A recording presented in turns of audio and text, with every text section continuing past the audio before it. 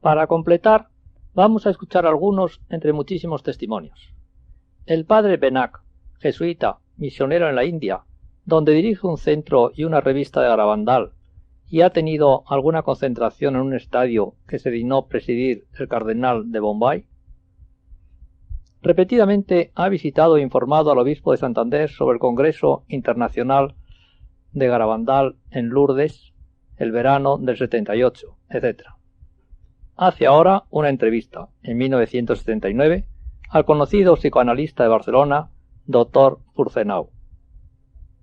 De los médicos de la comisión no conocía a ninguno personalmente, solamente últimamente he tenido una brevísima conversación telefónica con el doctor Morales, que estuvo aquí en Barcelona, me llamó por teléfono y me dijo: mire, soy el doctor Morales de Santander, en fin, estaba interesado por lo de Garabandal y tengo que decirle que he cambiado de manera de pensar de Garabandal y que me gustaría mucho hablar con usted.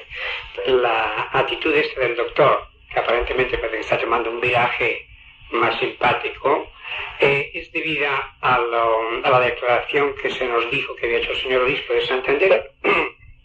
No, lo del doctor Morales fue antes de la declaración del obispo de Santander.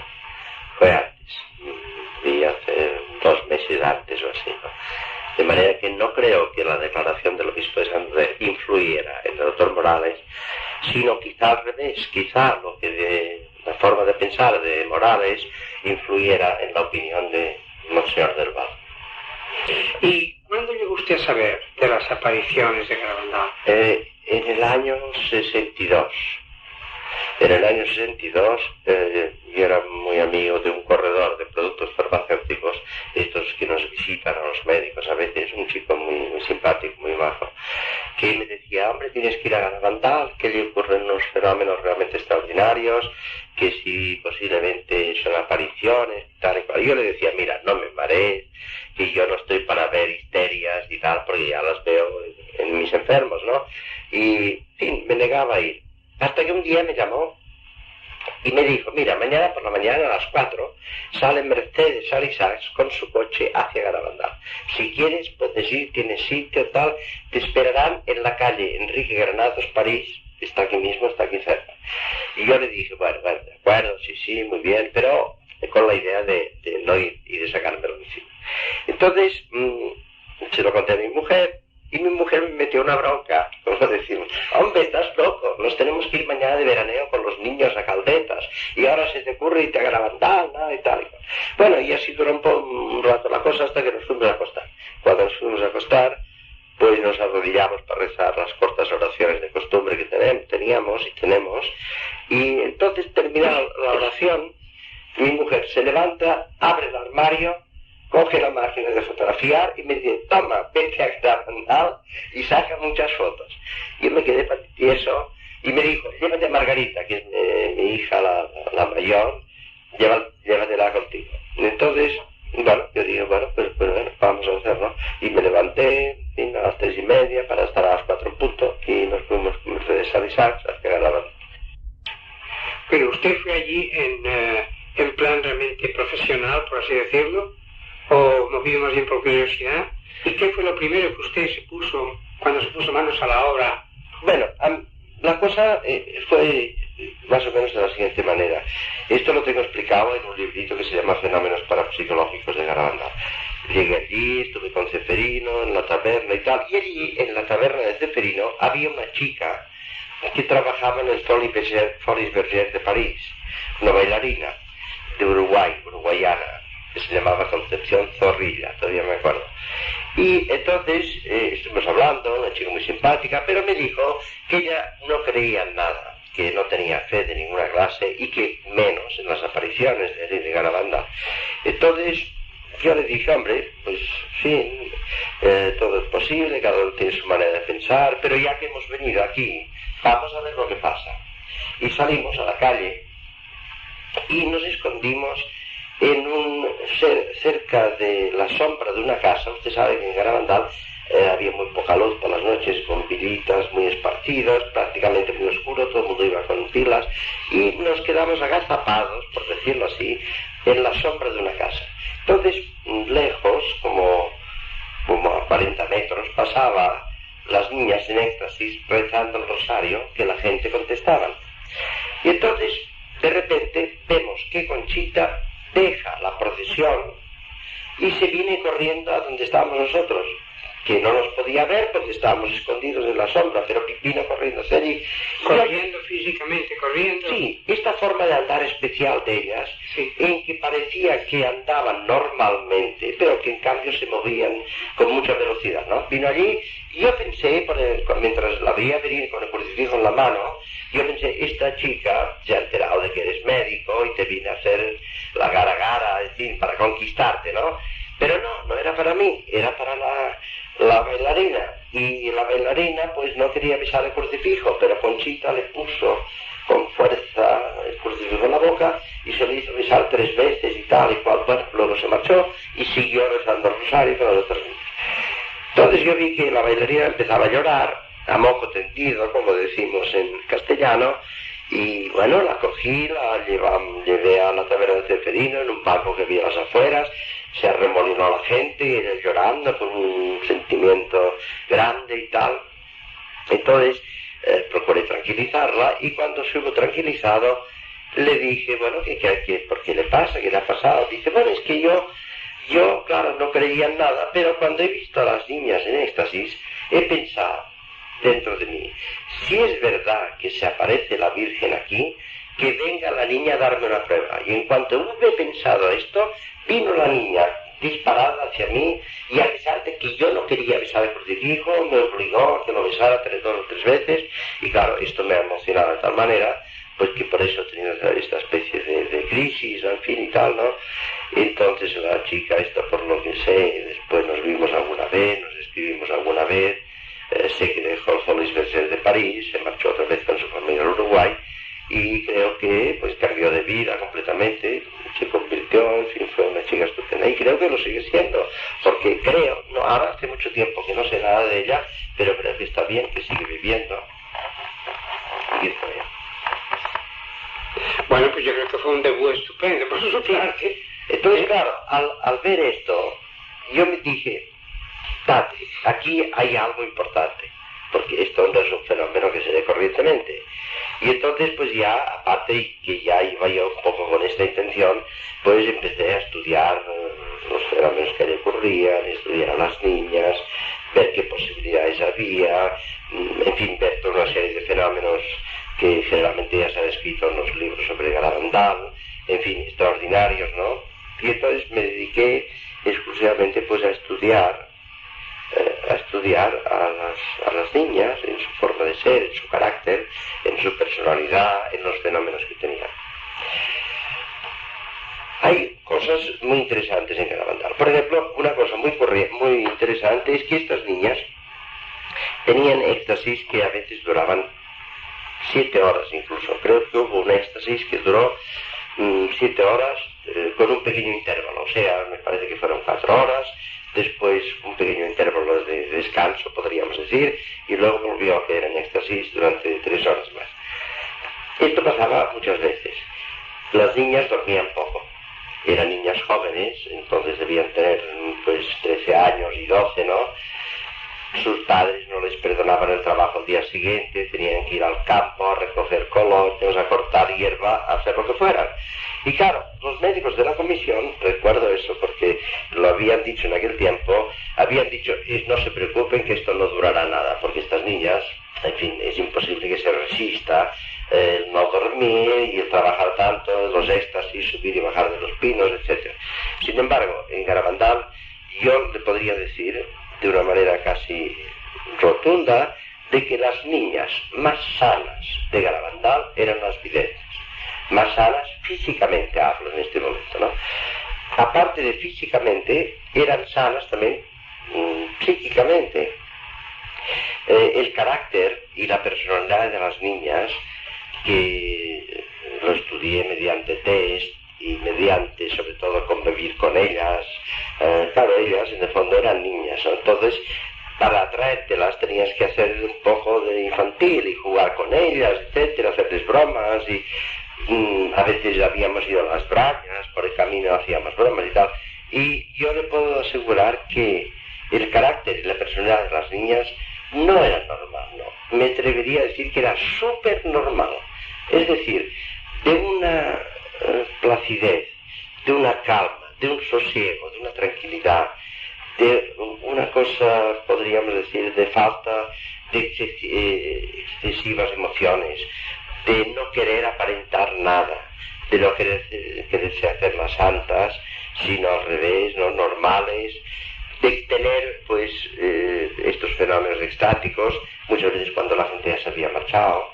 O sea, no era una exhibición delante de la gente, no era una exhibición teatral, sino que era pues el fenómeno que les ocurría a ellos. Terminado el fenómeno, volvían al estado normal y eran niñas, pero normales de todo. Como lo he dicho antes, súper normales, las niñas de Garabandal, en este sentido, ¿no? Ellas no hacían referencia, cuando volvían al estado normal, no hacían referencia a lo que acababa de pasar o... Bueno, conscientemente, quiero sí, decir. Hablar con las niñas de las apariciones, por lo menos para mí, era como sacar una botella, un tapón de una botella muy fuerte. Tenías que sacarlo con sacacorchos, porque las niñas no querían hablarte. Si insistías mucho, y que te ha dicho la Virgen y cómo es la Virgen y tal, entonces te decían algo muy escueto, muy taxativo, muy normal, podríamos decir, pero les costaba que te hablaran. Es decir, ellas no querían hablar espontáneamente de sus visiones. Si les preguntaba un sacerdote, por ejemplo, respondían, y si les preguntaba un seglar, también respondían, pero quiero decir que no era la cosa de exhibicionismo, de hablar de si la Virgen aquí, si la Virgen allá. Ellas te lo decían, pero tenías que írselo sacando poco a poco. Bueno, usted creo que tiene una serie de temas interesantes para mí. Me gustaría que los vaya cubriendo. No, yo quería, claro, aunque sea repetirme como un poco respecto a lo que he escrito en muchos opúsculos, en muchos libritos sobre los fenómenos de Garabandal, yo quiero decir que Garabandal realmente es algo extraordinario. Extraordinario porque allí se daban primero estos estados de trance que se han cogido en película, en fotografía y tal. Estados de trance que yo viví, que pude examinar, en los que había una pérdida de la sensibilidad y de la sensorialidad. Es decir, ellas, por ejemplo, los flash de las cámaras fotográficas no las inmutaban en absoluto. Un ruido fuerte pegado al lado suyo no les hacía mayor mella. Pincharlas, levantarlas en el aire, dejarlas caer en el suelo y tal, el estado de trance seguía exactamente igual. O sea que no había ni sensibilidad ni sensorialidad. Después había cambios en el tono de los músculos.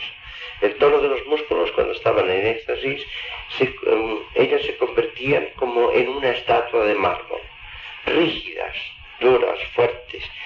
Y sin embargo, cuando otra niña vidente, aunque no estaba en éxtasis, las cogía, eran de una plasticidad normal y corriente, les podían sacar las cosas, dárselas.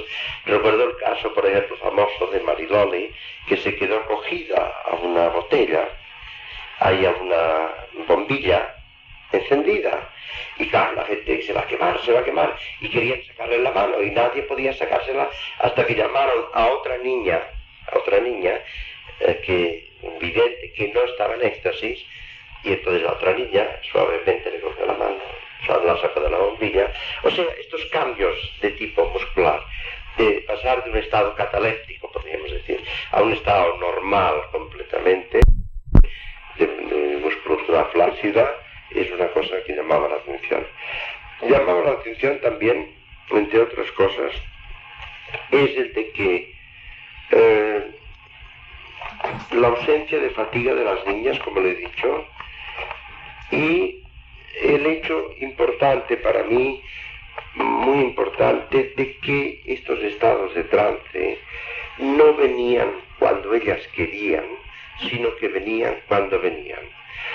Yo había hecho la experiencia de estar hablando con una niña que decía que tenía 2 llamadas. En fin, no voy a explicar lo de las llamadas, supongo que ya lo conocen. Sí, entonces, cuando la niña decía, ya tengo 2 llamadas, entonces yo hablaba con ella y le contaba cosas y le hacía que ella me contara a mí, en fin, para distraerla, ¿no? Y a veces ella me contaba algo que se le había interesado en lo que contaba. Y en mitad de una sílaba, ¡plá!, caían fulminadas en el suelo entrante cuando ella estaba contando algo que le interesaba muchísimo. Esto, desde luego, es algo realmente, en fin, interesante, ¿no? Y como le decía, los estados de trance venían cuando venían, no cuando ellas querían. Yo había hecho pruebas en este sentido, una época que Maricruz no tuvo trances, otro caso de Jacinta que se llegó a poner enferma cuando no veía a la Virgen. Es decir, ellas deseaban ardientemente ver a la Virgen y no la veían. O sea que esto va a favor de que el fenómeno no lo producían ellas ni conscientemente ni de una manera subconsciente, como una neurosis histérica, por ejemplo, no, sino que era un fenómeno que las prendía, las cogía en el momento que ellas menos pensaban.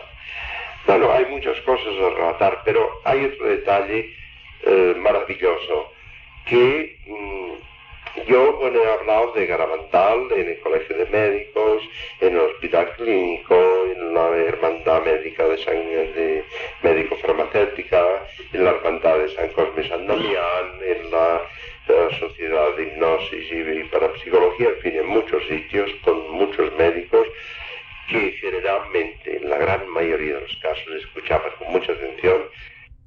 Pero yo lo que quería decirle es que hay una cosa que yo insisto mucho, porque cualquier persona, lego en medicina, que vea las fotos de las niñas en estado estático, tiene que preguntarse qué es esto y no le encontrará explicación. Es decir, las niñas en estado estático, por ejemplo, estaban embelesadas, o tristes, o sonrientes, las cuatro niñas, sin tocarse, y de repente las 4 niñas cambiaban a la vez de expresión. Si estaban, por ejemplo, tristes o patético, la expresión de tipo patético, de repente se ponían a sonreír las 4. Este fenómeno, por sí solo, demuestra que las niñas no hacían ningún juego y además que no hay ninguna enfermedad neuropsíquica que pueda explicar este fenómeno. Caso Menchu Mendiola. Su primera curación en 1966. Lamentamos el deficiente estado de las cintas originales. Yo tenía 18 años, y entonces pues un día vine a Madrid, me vine para Santander y tal, hacer mi vida normal y empecé a encontrarme. Y que me salieron unos hematomas por todo el cuerpo, y entonces me fui al médico, que era Presmanes entonces, el doctor Presmanes me vino y me dijo que en fin, que tuviera mucho cuidado, que me iba a dar corticoides y tal, pero que era una enfermedad, que era una púrpura y tal, pero que tuviera mucho cuidado y que en fin, que con el tratamiento y tal se me quitaba. Bueno, pues yo seguí la vida, que vi que iba peor, entonces claro, me tuvieron que ingresar en Valdecillo. Entonces me ingresaron, y entonces me empezaron a meter transfusiones, y que no salía de allí, entonces a mi padre le dijeron que me llevara a morir a casa. Pero mi madre dijo que no. Bueno, y entonces me dejaron allí, siguieron con las transfusiones y que no tenía remedio. Y entonces, pues yo no sé por qué, eso es lo que yo no sé, porque claro, yo estaba en coma, porque entonces perdí el conocimiento y todo, estuve como los 17 días en un coma, que ni conocía ni nada. Y entonces yo no sé por qué, pues llegaron los rosarios, justo el día que me estaban sacramentando. Y entonces mi padre siempre ha sido un clásico hombre, de comunión diaria, de rezar, o sea, pesadísimo con los rezos, porque se reza como 8 o 10 rosarios, es horroroso eso. Bueno, entonces empezó y claro, leyó esta carta.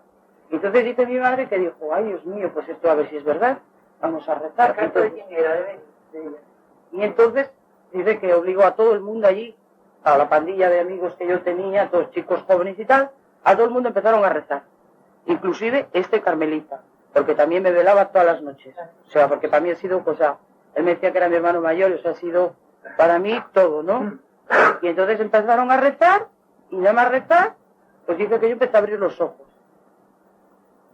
Y que entonces que ya vieron que yo me movía y tal y cual. Entonces llamaron al médico y empezaron a hacer análisis. Y vieron que las plaquetas habían subido. Pero entonces, como yo estaba muy nerviosa, le dijeron a mi padre que era mejor que me mandaran a casa para que yo me recuperara un poco porque me tenían que operar para quitarme el bazo. Y yo me vine para casa. Y a los 8 días me mandaron volver a Valdecilla a hacerme un control para ver cuántas plaquetas y hematíes tenía y entonces para operarme, ingresarme ya y operarme. Pues voy para allá y cuando me hicieron un análisis y tenía pues 300 y pico mil plaquetas. Y entonces me dijo al médico que como no hacía falta, pues que no me operaba. Y yo seguí, entonces conocí a este señor. A los 15 días le conocí, de salir yo de Valdecilla. Pues como había sufrido tanto, entonces yo dije, nada, Mecho, pues dedícate a salir para tal. Y me iba pues para aquí, para allá, andaba, quería olvidar. Y una de tantas le conocí. Y entonces se lo dije. Le dije, digo, mira lo que me pasó y tal, acabo de salir de Valdecilla, me han diagnosticado esto, estoy sacramentada, que también supuso mucho la ejecución y tal. Y este se rió. Bah, tan confundido. Y me acuerdo que le dije, digo, mira Ángel, no digas eso porque a lo mejor algún día te va a caer en la boca. Entonces, como éramos novios, yo tenía medallas, le dije, toma una medalla. Y se la puso porque era novio, porque si no, yo creo que no se la hubiese puesto. Segunda parte del caso de Menchu Mendiola. Quizás la Virgen quería una mayor correspondencia suya. Doctor Álvarez, tengo cosas oídas muy interesantes sobre algo precioso que ha ocurrido en su hogar, precisamente afectando a su esposa. Parece que fue más que una intervención médica, fue la intervención divina la que lo logró todo. Y interesa muchísimo para el futuro de Garabandal tener un concepto claro. ¿Podría usted decirnos en sustancia qué es lo que sucedió? Pues sí, no hay ningún inconveniente. Vamos a hacer un poco de memoria porque ya han pasado de esto 3 años o 3 años y medio. Entonces, ella estaba, el resumen, ella estaba embarazada de unos 8 meses aproximadamente y un buen día pues empezó a ponerse enferma en el sentido de que le salían unas manchas por el cuerpo, o sea, eran hematomas, quimos, petequias, y empezó a tener una gran anemia. Entonces se decide su ingreso.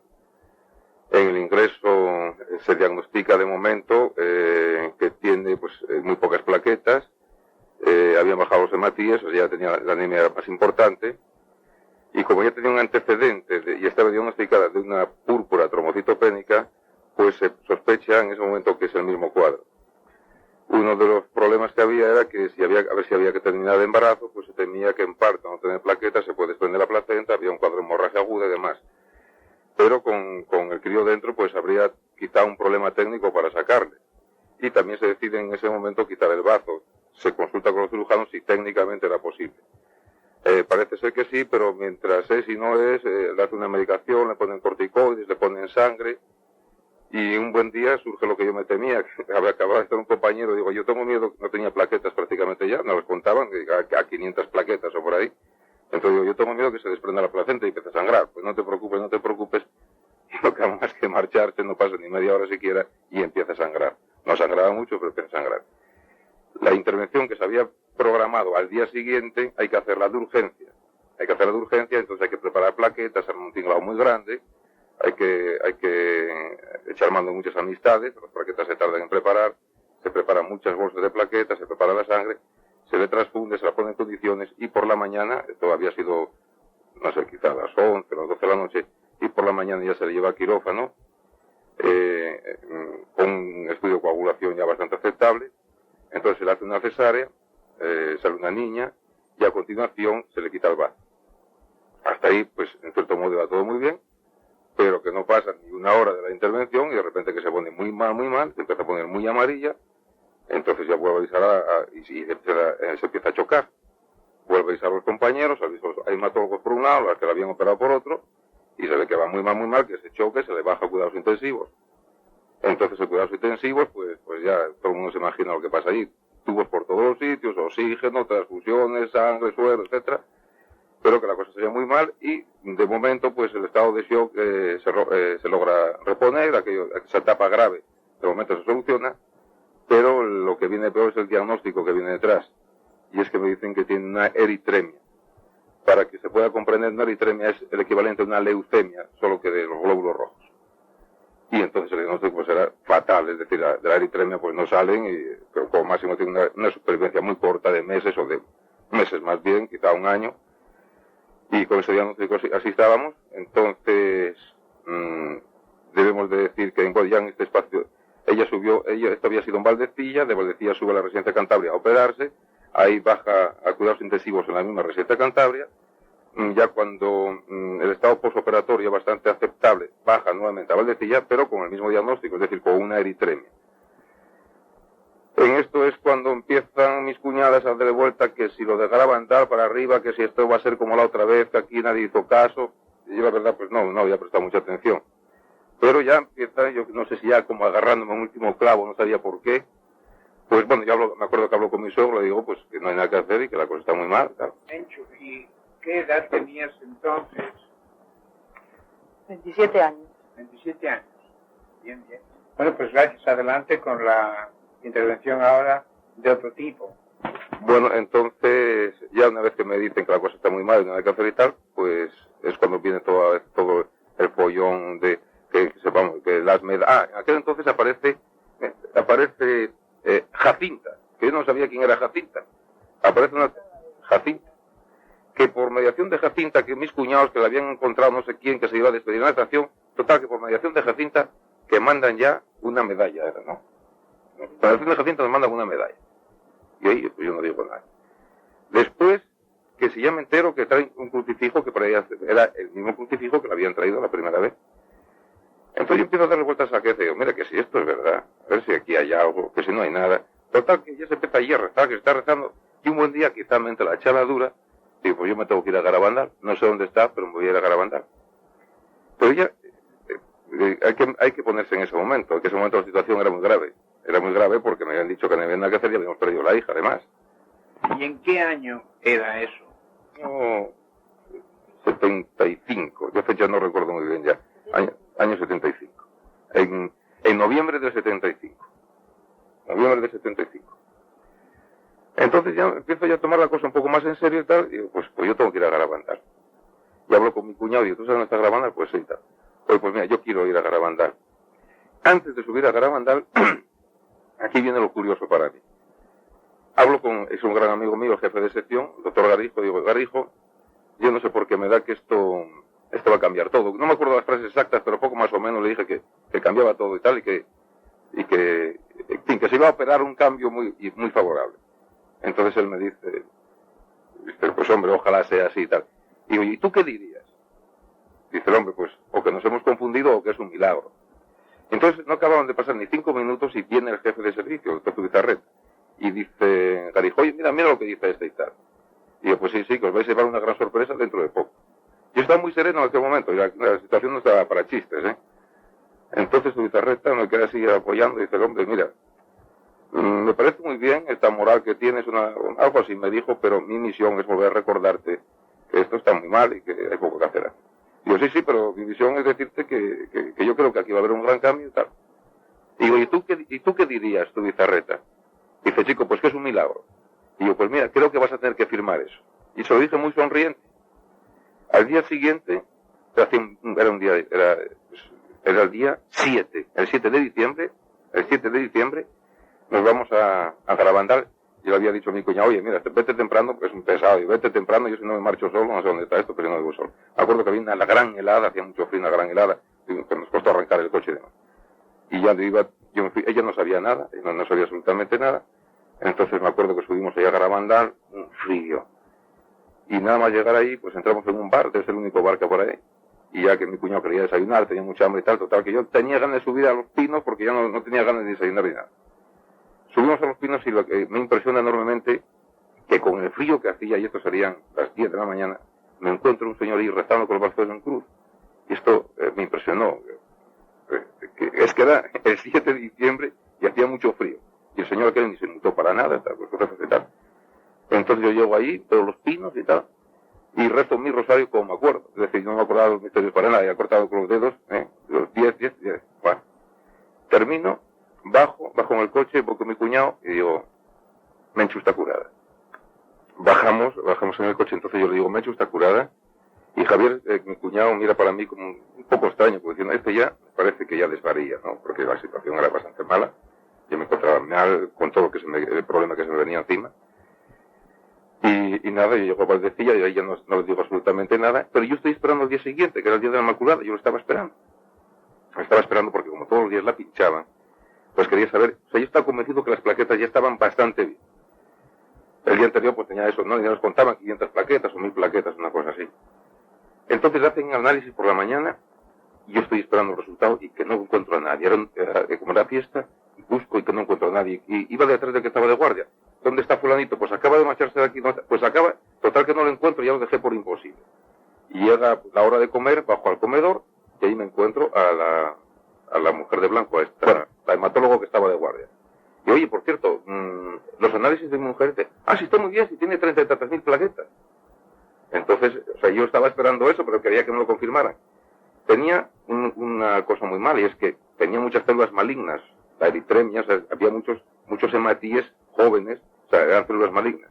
Y a partir de ese momento, las células malignas van bajando, las plaquetas van subiendo, y amén. Y se acabó todo. Entonces yo voy a hablar con Zubizarreta, el jefe de hematología, digo yo, ¿qué me dices ahora, Zubizarreta? Pues nos hemos confundido, pero si es que el del libro, pues igual, pues yo no sé qué decirte, chico, pues. Ahora yo quería preguntaros, como decimos en castellano, los efectos después de este cariño de la Madre de Dios han influenciado vuestra vida desde el punto de vista cristiano, sobrenatural. ¿Sois conscientes de que sois deudores a la Madre de Dios de un cariño muy especial y lo expresáis en alguna forma en vuestra vida personal? Pues yo le voy a decir una cosa, yo rezo el rosario todos los días. Bueno, creo que es una forma muy hermosa de hacerlo, ¿verdad? Porque el rosario es un verdadero buque que se le ofrece a la Madre de Dios, que debe volver loco a Jesucristo, porque allí, y al Padre Eterno, porque allí se pondera todo lo que Dios Trino ha hecho a la Santísima Virgen para ser la madre que es, ¿verdad? Pero es que hay que saber lo que es rezar el rosario todos los días. Es que yo estudié con los jesuitas y quedé de rosarios hasta aquí, y los de rosarios y de misas, y cuando yo vine aquí, pues ni rosarios ni misas durante muchos años, yo sí me pasaba la vida. O sea, quiero decirle que lo que supone eso, Bueno, pues os interesará saber que cuando yo interrogaba a Mariloli y le preguntaba qué era lo que la Virgen Santísima le había pedido especialmente. Bueno, ya que desde luego siempre pedía muchos sacrificios, mucha oración. Entonces, ella me dice, sí, también me pidió un día que quería que rezase los 15 misterios del rosario cada día. Y digo, ¿y lo has observado? Pues con sinceridad, por algún tiempo sí que lo fui haciendo, pero después fui aflojando hasta que Dios me dio este hombre, mi marido, a quien yo al conocer me dijo, por las razones que él después me explicó a mí, que hacía ya más de 5 años que él rezaba los 15 misterios del rosario cada día. Así es que ella concluyó diciendo, para contrarrestar mi flojera, la Santísima Virgen me tuvo que enviar un hombre como este para enseñarme a mí que él ya quería a la Virgen tanto más que yo y que él sí que cumplía la promesa que yo debí que la Virgen me había pedido que él hiciese. Y desde entonces, todos los días del año, los dos juntitos rezamos los 15 misterios del rosario. Después que el doctor Ángel Álvarez ha narrado la cura prodigiosa de su mujer, el padre Benac continúa relatando otras intervenciones prodigiosas en la India de Nuestra Señora de Garabandal. Un niñito de 4 meses de edad, McCoy, anglo-indio, estaba muriendo de doble meningitis. Los papás, o mejor dicho la mamá y los abuelos, me pidieron que fuese al hospital con ellos. Fui, el niño estaba en una camita en medio casi de una sala que contendría unas 100 camas más, todas de bebés, muchos de enfermedades ya fatales, 2 murieron cerca de nosotros al poco tiempo, y el reportaje médico que había allí expuesto junto a la cama leía que el niño tenía meningitis doble, que tenía el perímetro, la circunferencia del cráneo en aquel momento era de 44 centímetros, porque tenía los huesos del cráneo separados ya. Y además tenía una tuberancia que se había sugerido en el reportaje que se hiciese una biopsia para ver si era maligna o no. Tenía el estómago hecho un tambor porque no pasaba orina, no dormía, no tomaba leche de la mamá, y además el test que le llamáis en español, no sé cómo, de la espinal. Sí. La punción lumbar. La punción lumbar indicaba, según el parte médico, densas células de pus. Y por consiguiente calculaban que el crío debería morir en 2 o 3 días. Y si vivía, sería un desastre para el resto. Entonces, como se trataba todo de un mundo pagano alrededor nuestro, yo tuve que explicar, en la forma que Dios me inspirase, cómo no se trataba de magia negra, que allí es tan común, y que no era yo un mantrawadi, que son no los llaméis brujos, porque no son brujos, son gente a veces riquísima, algunos de ellos, que han hecho millones, están por el mundo, por Estados Unidos y otros sitios, son personas que tienen culto directo a Satanás. Y ellos tienen sus agentes, sus devotos, etc. Tuve que explicar por consiguiente que no se trataba de eso, sino sencillísimamente se trataba de que tenemos todos un Padre común, Dios, que le llamamos por distintos nombres, y que tiene un Hijo que bajó a este mundo, Jesucristo, que se pasó los años haciendo bien, curando cuerpos y almas, y una madre que es la mejor enfermera del mundo, y que también se va por ahí haciendo favores a toda la gente en nombre de su Hijo. Digo, pues vamos a pedirle a ella que interceda con el Hijo para que la vida de este niño se salve. Con esa explicación les invité a todos a hacer un acto de contrición para que pidiésemos perdón a Dios por nuestros pecados antes de orar. Entre tanto yo le había colocado un trocito de una estampa que me había enviado el padre Andreu, en la que la había marcado besada por la Virgen de Garabandal el 16 de enero de 1962. Y le puse sobre el estómago una crucecita pequeña de madera de pino que me habían mandado desde Madrid. Y hacia el final, oramos casi unos 30 minutos, el niño dio la vuelta de repente hacia nosotros, miraba del otro lado, y abrió los ojitos. Y a mí me pareció como si el Señor nos estuviese escuchando. Como era ya el mediodía, estaban comenzando a dar el platillo de arroz a todos allá. Yo les dije que me iba a marchar a casa, que siguiesen orando decenas del rosario y que me avisasen. Y a la mañana siguiente, de madre muy tempranito, la abuela del niño, que era enfermera en el mismo hospital, providencialmente, fue gracias a ella que obtuve toda la documentación, si no, no se saca nada, me llama y me dice: padre, el Señor ha oído nuestra oración y la vida del niño está salvada, le vamos a buscar. Fuimos al hospital y esto fue lo que había pasado. Poco después de marcharme yo, el niño comenzó a sudar profusamente como una esponja, decía ella, y se relajó ya las macitas y los brazos y todo, pasó orina, tomó leche de la mamá y durmió. Después vinieron los médicos, los jovencillos, estos médicos internos, todos paganos, a hacer el examen de rutina de los enfermos, y se encontraron con que los huesos del cráneo se habían juntado totalmente y la medida era registrada 41 centímetros, de 44 a 41. El crecimiento ese del hueso frontal había desaparecido como por magia sin dejar traza en la piel. El estómago estaba completamente liso y en ese estado aún insistieron los mediquillos en que se llevase al niño al neurosurgeon, Neurología. Neurocirujano. Y la mamá, la abuela, con mucha alegría por dentro, riéndose de los demás, llevó al niño al doctor y se lo presentó y dice: doctor, este es el bebé y aquí está el reportaje. Y el señor se molestó horrorosamente al ver que no había nada allá. Y nadie le decía nada. ¿Y dónde está el eso y dónde está lo otro? Y entonces ordenó que se le hiciese otro test en el lumbar, que se hizo, y a los 3 días al niño se le mandaba a casa y el parte nada más decía esto: no hay protuberancia, no hay células de pus, ni otras células de un virus de ninguna clase. Y ese es uno, y tenemos así varios. Aquí ha habido el de niño también, que me iba yo arriba de ella y me llama una chica. El caso es de un niño, la cosa que el milagro como tiene Roma, yo ya no me molesté en coger nombres y eso, de un niño de unos 8 años que hace 2 meses que está en estado de coma. Creo que estaba mal de silla, estaba ciego de un atropello, de un coche. Estaba ciego, estaba paralítico, no reconocía, estado de coma, además de 2 piernas rotas. Bien.